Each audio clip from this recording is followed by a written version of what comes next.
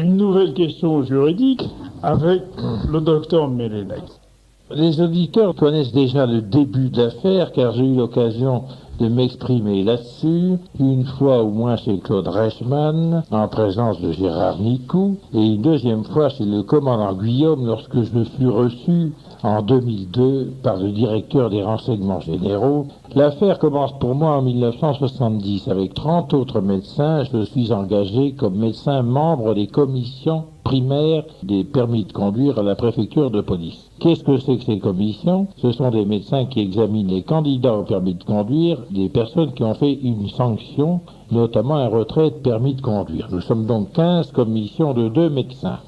Le directeur nous réunit dès le premier jour et nous dit « Cher docteur », au pluriel bien entendu, nous étions 30, et je vais vous annoncer d'emblée une bonne nouvelle. Les revenus que vous allez percevoir ici au sein de l'administration ne sont pas fiscalisables, car nous ne déclarons rien à l'administration fiscale. J'étais jeune, j'avais 29 ans, et ma foi, dans la bouche d'une personne aussi officielle et aussi sérieuse, nous ne demandions qu'à croire cette fable. Donc, pendant 5 ans, nous travaillons dans le cadre de ces commissions de permis de conduire. Notre employeur étant le ministre des Transports et les locaux étant ceux de la préfecture de police, donc quelque chose de tout à fait officiel. Pendant 5 ans, nous ne déclarons pas nos revenus, c'était bien agréable, faut bien le dire, et en 1975, le ministère des Finances débarque dans le service pour faire un contrôle fiscal. Je passe rapidement, mais il est amusant de dire que le service perd immédiatement les registres comptables, et donc le ministère des Finances va faire son contrôle fiscal à vue.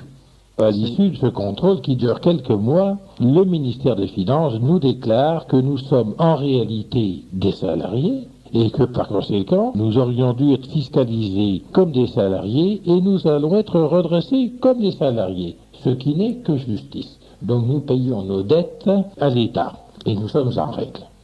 À partir de là, nous nous mettons à réfléchir à notre statut et nous nous apercevons que nous, médecins des commissions des permis de conduire, il y en a 2000 autres en France. Nous travaillons dans les conditions suivantes tout en étant salariés de l'État et travaillant dans les locaux de l'État. Nous ne sommes pas immatriculés à la sécurité sociale. Nos revenus ne font l'objet d'aucune déclaration au fisc de la part de notre employeur, la préfecture de police. Nous ne sommes pas déclarés aux organismes sociaux. Nous n'avons aucune prestation de sécurité sociale. Nous n'avons pas de congés payés. En cas d'inaptitude au travail, nous sommes assurés de n'avoir ni pension d'invalidité, ni rente d'incapacité permanente. Bien sûr, au bout de tout cela, nous avons la quasi-certitude de ne pas avoir de pension de retraite, quelle que soit la durée de nos services. Et l'horreur absolue qui va durer jusqu'en 1999, écoutez bien, enfin beaucoup de gens le savent déjà, nous sommes payés, et moi en particulier, pendant 30 ans, en espèces et sans reçu. 75% des sommes versées par les patients qui sont examinés par nous dans le cadre du service public versent ces espèces au service comptable et 25%, j'en ai avisé le procureur de la République il y a 2 ans à peine et il n'y a eu aucune suite, et le juge d'instruction concerné, 25% sont orientés vers la mairie de Paris. Donc avis aux amateurs. Voilà un domaine qui mérite encore d'être exploré et qui le sera car les choses avancent. Alors justement, où en êtes-vous là? Alors, justement, nous arrivons à la phase que je vais vous raconter. Nous allons découvrir des choses de plus en plus horribles. 40 médecins vont faire des procès. Au bout de la plupart vont mourir en cours de route car ils ne pourront faire leur procès qu'une fois sortis de leur fonction, après 70 ans, bien entendu. Une fois que j'ai été nommé, moi, consultant auprès le médiateur de la République, en 1992, je me mets au travail et découvre qu'il y a des milliers et des milliers de médecins, dont ceux des COTOREP, des commissions d'éducation sociale, des tribunaux du contentieux de l'incapacité, de la Cour nationale de l'incapacité, etc., soit au minimum 5000 à 10 000 médecins qui sont employés au noir par l'État français. En 1998, après des combats au centre desquels je me trouve, bien entendu, nous faisons voter une loi par le Parlement le 23 décembre 1998 pour régulariser notre situation. Et voici ce que fait l'administration. Refus formel d'appliquer ces textes, cette loi et le décret d'application à la circulaire d'application. Deuxièmement, absence de communication de ces textes qui concernent les médecins. Troisièmement, refus absolu de l'administration lorsque les médecins écrivent à l'administration pour demander ces textes qui les concernent. Et enfin, les médecins qui réclament à 2 ou 3 reprises les textes qui les concernent sont pointés du doigt et sont stigmatisés au regard de leurs collègues. Entre-temps, bien entendu, ça ne vous étonne pas, en 1999, on me prie de ne plus revenir dans le service. J'imagine. Car on m'a vu à l'Assemblée nationale et au Sénat, j'ai assisté les députés et les sénateurs. Et je décide, et c'est ça que je voudrais vous raconter, car c'est ça qui est intéressant. Depuis des années, comme je suis prévoyant, j'avais décidé que cela se terminerait devant la Cour de justice de la République. Vous savez ce qu'est la Cour de justice de la République? En 2 mots pour nos auditeurs, en 1993, on a décidé que désormais les ministres répondraient de leurs crimes et de leurs délits et qu'ils le feraient selon le droit applicable aux autres citoyens. Donc c'est ça que je décide de mettre en œuvre. D'une façon méthodique et patiente, je me mets à préparer ce procès dès 1994. Alors voici la préparation, vous allez voir qu'elle a été sérieuse. Saisine des députés et des sénateurs, je rencontre et je fais poser des questions écrites aux ministres concernés, notamment par M. Vigouroux, maire de Marseille, Oui. le professeur Hurier, sénateur, M. Descours, député ou sénateur, le député Hélier, Nicole Borvo, président du groupe communiste, M. Accoyer, sénateur, Georges Fenech, bien connu, Oui. etc. Refuse d'intervenir M. Debré. Je ne parle pas du bon, je parle du mauvais, vous avez compris. Monsieur Mamère, qui est si prompt à marier Jean-Louis, des gens qui ne Jean-Louis. sont pas mariables selon la loi, Ah oui. refuse d'intervenir également, et M. Montebourg, professeur de morale, refuse également d'intervenir. Bref, nous faisons quand même poser 20 questions écrites, certaines assez agressives, qui paraissent évidemment au journal officiel. Saisine de la presse, nous avons des articles partout. Le Canard enchaîné, Minute, l'Express, Libération, le Quotidien du médecin, Panorama, etc. Le bulletin. Nous publions un bulletin des médecins employés au noir par l'État. Rédacteur en chef, le bon docteur Mélenec. J'avais deviné. Nous saisissons le Parlement et nous faisons voter une loi, je voulais dire 1998. Le professeur Hurier, j'ai là son intervention, avait apostrophé préalablement dans des termes extrêmement violents Martine Aubry, qui s'était fait remplacer prudemment par M. Bartolone, et ça n'est pas tendre, j'ai là sa déclaration devant le Sénat, et je rencontre un certain nombre de personnalités, parmi lesquelles M. Philippe Bas, qui se trouve actuellement le secrétaire général de l'Élysée, vous voyez qu'il y a du beau monde là-dedans, le directeur de l'inspection générale des affaires sociales, ex-chef de cabinet de M. Mauroy, M. Guénaud, commissaire au plan, le directeur de la commission interministérielle, oui, ça c'est amusant, je vais voir la commission interministérielle de lutte contre le travail clandestin. Madame Douste-Blazy, son mari étant ministre, quelques chefs de cabinet, un certain nombre de conseillers techniques des ministres, les chefs de groupe parlementaires, j'en vois à peu près la moitié occupant du temps, et parmi les documents... Vous êtes un lobby, vous tout seul. Ah oui, oui, absolument, oui. Ce n'est qu'une de mes multiples activités. Et parmi les documents probants que je vous ai apportés là, mais nous n'aurons pas le temps de les lire, bien entendu, nous allons trouver des documents qu'un particulier ne devrait pas avoir. Mais enfin, écoutez, on sait faire preuve d'ingéniosité le cas échéant. Vous voyez là la lettre signée de Philippe Bas, directeur actuel du président de la République, de son cabinet. Vous avez également la réponse de Martine Aubry à une question écrite. Elle a été relancée au moins une douzaine de fois. Enfin, elle répond et signe des aveux en disant ceci. Effectivement, la Cour de cassation a décidé que ces médecins sont des salariés et nous allons prendre les mesures. Donc, aveu écrit de Martine Aubry, petite note manuscrite instantanée du docteur Mélenec. Lorsque l'affaire viendra à la Cour de justice de la République et devant la Cour européenne des droits de l'homme, Madame Aubry, qui vient de signer ses aveux ici, ne pourra pas dire que ces décisions ont été prises par ses services parce qu'elle a signé cette question écrite parue au journal officiel. Intéressant. Je l'ai sous les yeux, en effet. Voilà, et vous avez enfin la lettre. Hélas, ce monsieur vient de quitter, bien sympathique, d'ailleurs vient de quitter le gouvernement. C'est bien dommage parce que c'était amusant qu'il y fût encore.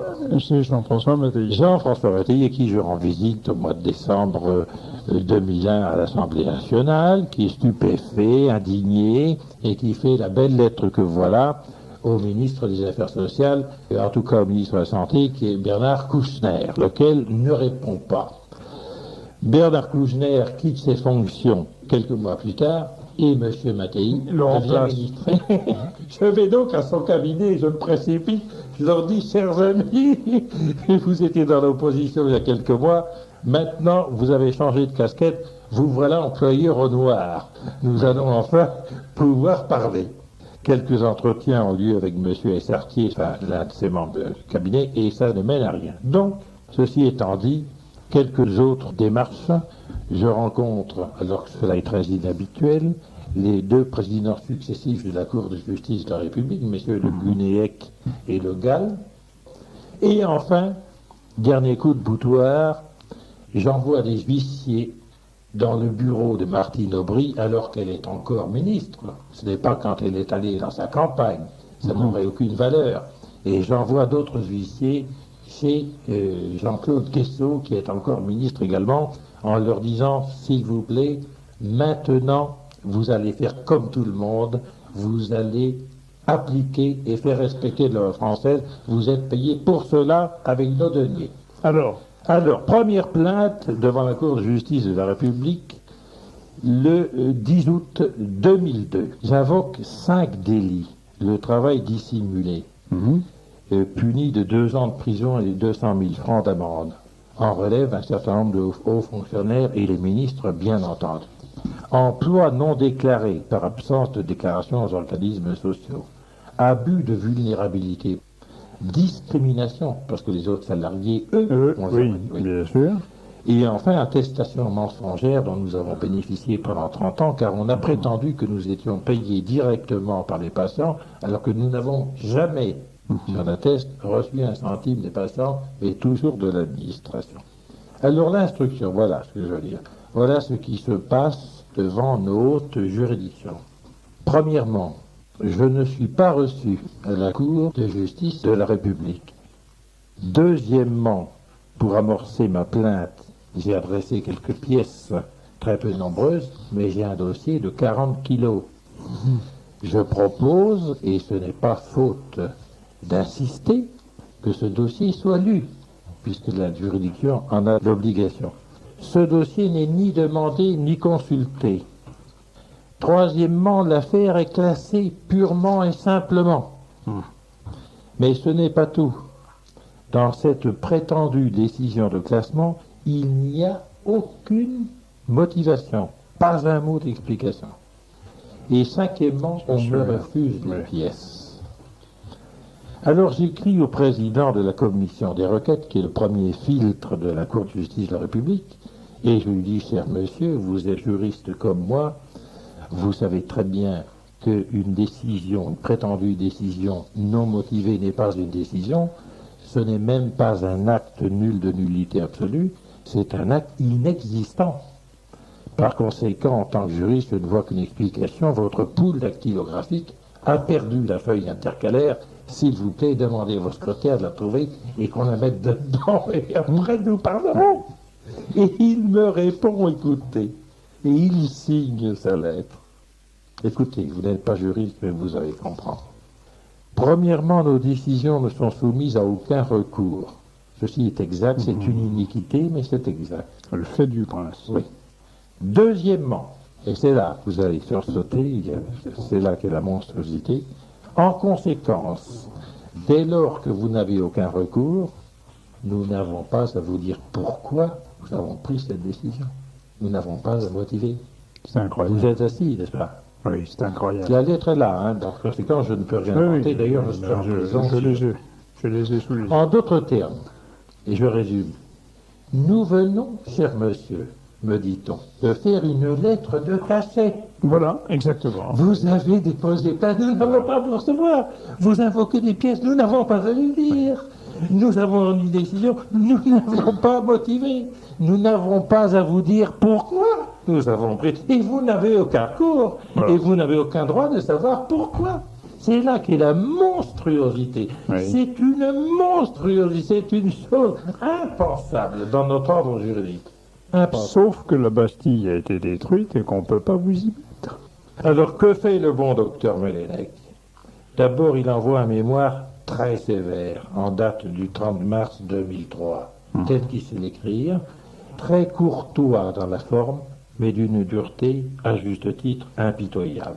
Et je dis au président, j'ai le document là, je le revendique qu'il soit publié, je lui dis qu'il a l'obligation impérative de recevoir les plaignants, c'est l'article 6 de la Convention européenne. On n'a pas le droit d'éjecter quelqu'un sans l'écouter. Deuxièmement, il a l'obligation stricte, article 6 de la Convention européenne des droits de l'homme, et de nombreuses décisions que j'analyse de la Cour européenne des droits de l'homme, la motivation est obligatoire pour tous les actes en France, qu'ils soient administratifs ou judiciaires. Troisièmement, il y a un déni de justice manifeste. Aucun des éléments de la justice n'est réuni. Quatrièmement, il y a un abus de droit, et je le démontre, article 17 de la Convention européenne des droits de l'homme. Il y a des discriminations. Nous en avons parlé. Je motive pourquoi il y a discrimination. Et enfin, je termine mon mémoire en disant, dans cette affaire, il y a d'autant plus l'obligation de faire une motivation très détaillée. Il s'agit là d'un scandale national que toute la France connaît depuis 30 ans. Et que précisément, la loi interdisant aux citoyens français d'avoir des recours, sa seule façon de savoir si la justice a été faite est une motivation parfaite et détaillée. Ouais. Voilà. Et ceci étant fait, je lui dis, étant donné ce qui vient de se passer, je dépose une deuxième plainte dans les mêmes termes. Alors, s'il vous plaît, vous allez me recevoir. S'il vous plaît, vous allez lire mes pièces. Et si vous rendez une décision, soyez aimable de la motiver. Motivé, oui. 2 mois plus tard, primo, je ne suis pas reçu. Deuxièmement, mon dossier ne m'est pas demandé. Troisièmement, l'affaire est classée. Quatrièmement, il n'y a pas de motivation, 23 octobre 2003. Et cinquièmement, on me refuse les pièces. Voyez-vous, chers amis, j'ai voulu venir dire cela à Radio Courtoisie, parce qu'il y a des centaines de milliers de personnes qui nous entendent, et je crois qu'ils sont sensibles à ce discours, parce que des choses pareilles sont inadmissibles dans notre appareil judiciaire. Moi, j'ai été membre de 2 juridictions pendant 14 ans. Pendant 7 ans, j'ai été membre du tribunal du contentieux de la capacité, juridiction sociale, et surtout membre de la Cour nationale de la capacité, dont j'ai été le principal rapporteur. J'ai instruit 6000 dossiers. J'ai rapporté devant la juridiction 6000 dossiers. J'ai rédigé 6000 décisions et j'ai motivé 6000 décisions. Par conséquent, je sais, moi, docteur Mellennec, ce que c'est qu'une décision judiciaire et comment et pourquoi elle doit être faite. Alors j'ai voulu apporter mon témoignage parce que je pense que c'est inacceptable et il faut que les citoyens dans des circonstances de ce genre ne se laissent pas faire. Inutile de vous dire que nous allons aller à la Cour européenne des droits de l'homme et qu'elle a déjà les pièces. Il est inutile de venir les cambrioler, elles sont déjà à Strasbourg. Voilà. Alors, docteur Mellennec, vous avez un esprit extrêmement synthétique et rapide, et en 20 minutes, vous avez décrit ce phénomène. Je vous pose une question très simple. Est-ce que vous ne pensez pas qu'on pourrait, demain, faire parler des dizaines, des centaines de citoyens qui seraient Dans la même dans situation. votre situation, Tout dans à fait. votre situation, Tout à pardon. fait. C'est-à-dire pour des cas de figure différents. Dont vous-même, cher Olivier Pichon. Oui, moi-même, je n'ai pas eu justice. Je n'ai aucune confiance dans la justice de mon pays, puisque En effet, On a refusé d'instruire, vous avez été victime de coups et blessures. Les coups et blessures. Et l'affaire a été classée alors qu'il y avait des éléments qui permettaient d'identifier bien vos sûr, agresseurs. puisque certains avaient été arrêtés. Mais, donc, nul ne peut se faire rendre justice dans ce pays. Dans des cas de ce genre, lorsque l'État est en cause, lorsque des intérêts de cette nature sont en cause, nul ne peut se faire rendre justice. Il faut dire, quand on parle des magistrats, que la grande majorité sont honnêtes et la grande majorité des affaires sont traitées correctement. Ça, il est important de le dire. Mais lorsque l'État est en cause, jusqu'à il y a quelques années, lorsque des puissants étaient en cause, il était impossible de faire rendre la justice. Donc, effectivement, vous avez raison, des centaines, des milliers de personnes sont dans cette situation, mais personne ne parle. Qu'est-ce qu'ils font sur le terrain ? Il y a eu l'association, les contribuables associés qui s'est trouvé dans cette situation. Je leur ai écrit, j'ai téléphoné au secrétaire général, je leur ai dit, mais vous ne pouvez pas en rester là. Vous avez le devoir de poursuivre. Si des gens comme vous ne combattent pas, nous sommes perdus, vous comprenez. Voilà pourquoi. Mon cas n'est pas original, mais il est original en ce sens que j'irai jusqu'au bout. Est-ce que vous ne pensez pas, malgré tout, que nous arrivons à une espèce d'asphyxie du droit dans notre pays, dans une espèce d'eutrophisation, vous savez, par excès? C'est un autre phénomène. Il est différent de celui dont nous parlons. Il est vrai que, vous savez, il y a quelques années, j'étais candidat à la succession du médiateur de la République. Vous l'aviez dit le gros de mes projets consistait précisément à réduire le droit à peu près à 1/10 de ce qui existe à l'heure actuelle, parce que presque tout est inutile. Vous savez, la Convention européenne des droits de l'homme tient en 5 ou 6 pages, et presque tout y est. Alors là, il y a un bon côté de l'Europe qui a permis de montrer... de temps, parce que la question que je pose, c'est ça, voilà. À l'heure actuelle, les juges ont l'air d'être indépendants à la Cour européenne des droits de l'homme.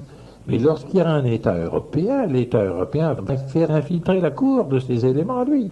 Il ne faut pas d'État européen à ce moment-là. Alors, il faut pas pour cette seule raison, mais il faut rêver d'une Cour qui serait indépendante. Voilà, il faut rêver une évolution du droit qui permette aux magistrats, dans des cas de ce genre.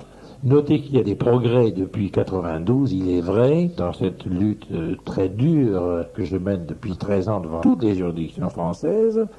Je viens d'obtenir le 26 février une condamnation de l'État à une réparation très très partielle de mon préjudice, mais du moins j'ai obtenu une condamnation partielle. Donc, vous voyez, il y a des magistrats quand même qui essayent, qui travaillent, qui essayent de faire avancer. Mais la vraie question qui se pose, pourquoi cet état de choses existe? Alors, je suis en possession d'informations que je ne peux pas vous dire à l'heure actuelle pour des raisons que vous comprenez, des informations sûres sur la mécanique interne de ce genre de choses qui, encore une fois, ne concernent pas toutes les décisions judiciaires qui insistent, mais je sais pourquoi et comment cela se fait comme cela. Je vous le dirai dans quelques années, ou peut-être dans quelques mois, mais aujourd'hui, vous comprenez que les choses doivent être dites au fur et à mesure, et selon des règles de prudence qu'il importe de respecter. Eh bien, car ici, je n'ai fait qu'exposer que des faits. Voilà. Eh bien, vous reviendrez pour exposer la suite. Puis-je ajouter une phrase? Je voudrais dire que la présente bande, bien sûr, va aller dans les ministères concernés, seront rendus destinataires le vice-président du Conseil d'État, le premier président de la Cour de cassation, le président de la Cour des comptes, et bien entendu la Cour européenne des droits de l'homme. Car tout ce que j'ai dit, vous vous en doutez, est hyper prouvé par des pièces, je n'ai énoncé que des faits, il est temps que cela cesse.